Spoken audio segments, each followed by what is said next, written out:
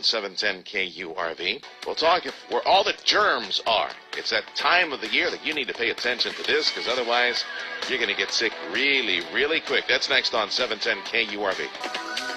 It's that time of the year again, cold and flu season, and we're hoping to give you information so you can play defense and protect yourself and the kids and those in your family that might have low immune systems as well. Joining us in 710 KURV is Tricia Holderman. Tricia, welcome back to the show.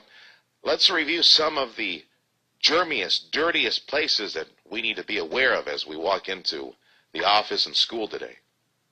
Absolutely, and that's what we're finding is more and more germs are collecting on the places where people are touching frequently, and janitorial companies are not charged with actually cleaning them, so they just keep building up. It can be everything from elevator buttons to door handles, light switches, bathroom stall doors, things like that, where there's lots of hands being touching those items. Well, let me say something about my GM here at our communication. Hey, he's a germaphobe.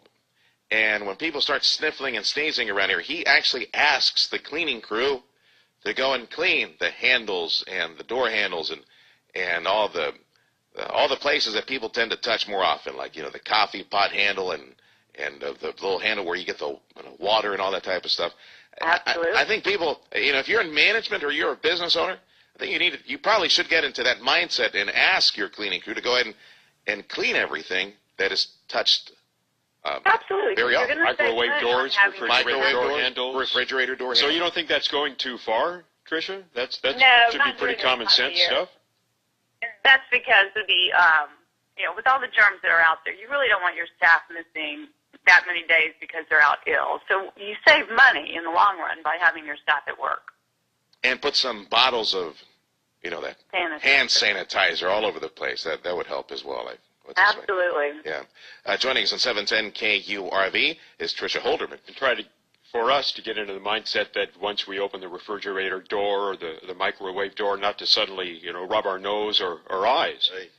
Yeah. Right. And that is where the transmissions actually happen. And most people don't understand that. That's why we're trying to tell them to do that.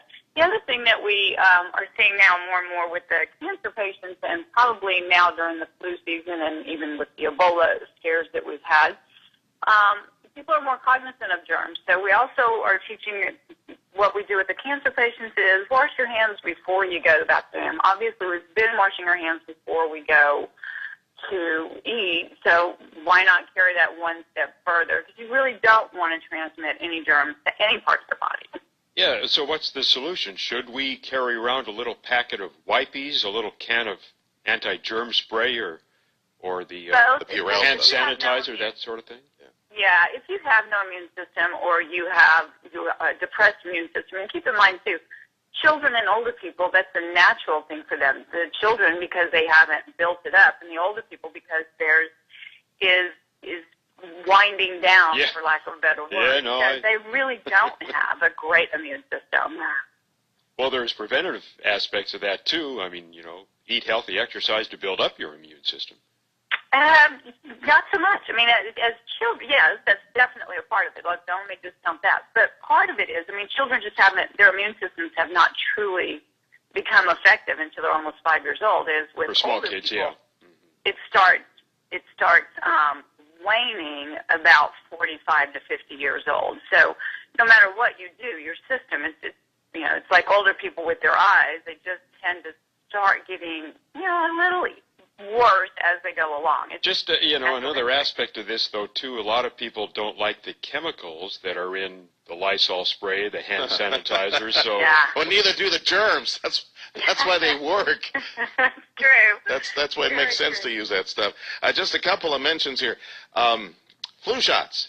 I know that it doesn't happen universally, but I am aware that, thanks to some friends who run pharmacies down here, there are firms, especially nursing outfits, but sometimes attorneys, firms, and small private schools, they will do a flu shot campaign with their staff right now. Make sure everybody's protected, and they protect the staff and protect their families as well. So that might be something to think about if you're in management and you're in HR. Could suggest a flu shot campaign with the staff, voluntarily, just get as many people to get the flu shot.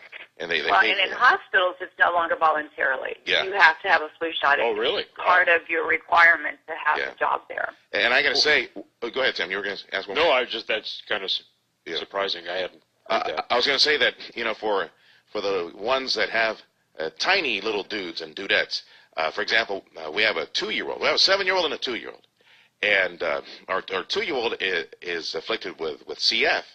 And we're always playing defense to make sure not to get any germs on him. So when we go to Chuck E. Cheese, for example, we go really, really early, and I got a big bottle of Purell with me, and everything he seems like he's going to touch, I make sure to wash it down. So by the time that we leave an hour later, let's say we go at 3 p.m., and we leave at 4 p.m., that is the cleanest Chuck E. Cheese anywhere in town. I just cleaned every single surface everywhere across that place. So just take it with you and keep the surfaces clean for the kids. Yeah. Final word, Tricia. I'm sorry. Go ahead. That's a very good point. Most restaurants, by the way, are just that they have like a little bucket of water that they keep the water trucks for washing tables with, and those tables have been washed with that same wash rag all day long. Yes, that's the first thing that we do. Every restaurant, we take the big bottle of Purell, get ourselves some napkins, and clean the entire surface of that table. All of it. Yeah. All of it. And we can't always trust the waiter or the wait staff or the cleaning crew. And as she said, they got the same bucket of water cleaning all the tables. At 6:20 on News Talk 710 KUR.